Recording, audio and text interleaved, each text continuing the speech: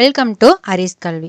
இந்த வீடியோவில் 10ஆம் வகுப்பு அறிவியல் முதலடி தேர்வுக்கான மிக முக்கியமான வினாக்கள் பார்க்கலாம்.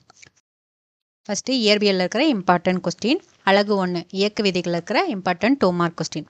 ஃபர்ஸ்ட் ஒன் நிலைமம் என்பது யாது, அதன் வகைகளை எழுதுக. செகண்ட் ஒன் நிறை மற்றும் எடை ஆகியவற்றை வேறுபடுத்துக. தேர்ட் ஒன் இரட்டையின் திருப்புத்திறனை வரையறு. ஃபோர்த் ஒன் திருப்புத்திறன் தத்துவத்தை கூறுக. ஃபிஃப்த் ஒன் நியூட்டனின் இரண்டாம் இயக்க விதியை கூறு. Next 4 mark question. First one நிலைமத்தின் பல்வேறு வகைகளை எடுத்துக்காட்டுகளுடன் விளக்குக. செகண்ட் ஒன் நியூட்டனின் இயக்கத்திற்கான விதிகளை விளக்குக. தேர்ட் ஒன் ராக்கெட் ஏவுதலை விளக்குக. ஃபோர்த் ஒன் பொது இயற்பியல் விதியின் பயன்பாடுகளை விவரி. அடுத்தது ஃபர்ஸ்ட் லெசன்ல இருக்கிற important 7 mark question. First one பார்த்தீங்கன்னா நியூட்டனின் இரண்டாம் விதியை பயன்படுத்தி விசையின் சமன்பாட்டை தருவி. இது எல்லாமே ரிப்பீட்டடாக கேட்ட கொஸ்டின், மிஸ் பண்ணாமல் படிச்சுக்கோங்க.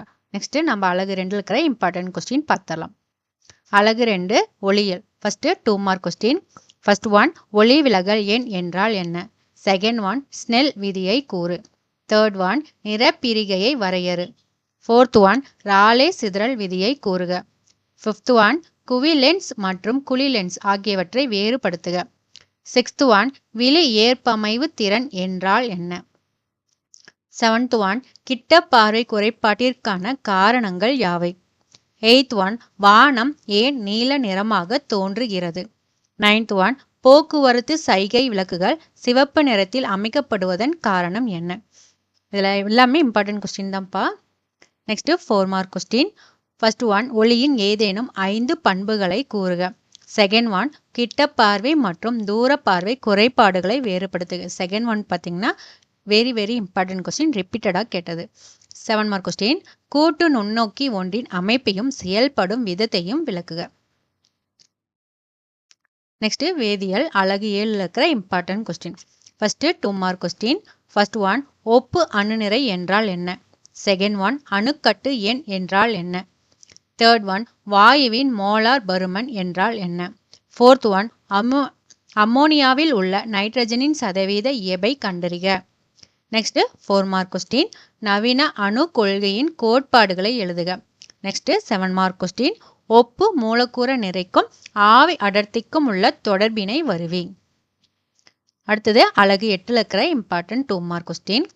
ஃபர்ஸ்ட் ஒன் துரு என்றால் என்ன, துரு உருவாவதற்கான சமன்பாட்டை எழுதுக. செகண்ட் ஒன் இரும்பு துரு பிடித்தலுக்கு தேவையான 2 நிபந்தனைகளை எழுதுக. Next 4 mark and 7 mark question. இதில் 4 மார்க்லையும் கேட்பாங்க, 7 மார்க்லையும் கேட்பாங்க. ஊது உலையில் உருக்கி பிரித்தல் முறையை விவரிக்க. அடுத்தது அழகு 13 இருக்கிற important question 2 mark. First one Hirudinaria கிரானலோசாவின் பொது பெயரை எழுதுக. செகண்ட் ஒன் அட்டை எவ்வாறு சுவாசிக்கிறது. தேர்ட் ஒன் முயலின் பல் வாய்ப்பாட்டினை எழுதுக. ஃபோர்த் ஒன் அட்டையின் எந்த உறுப்பு உறிஞ்சி கருவியாக செயல்படுகிறது.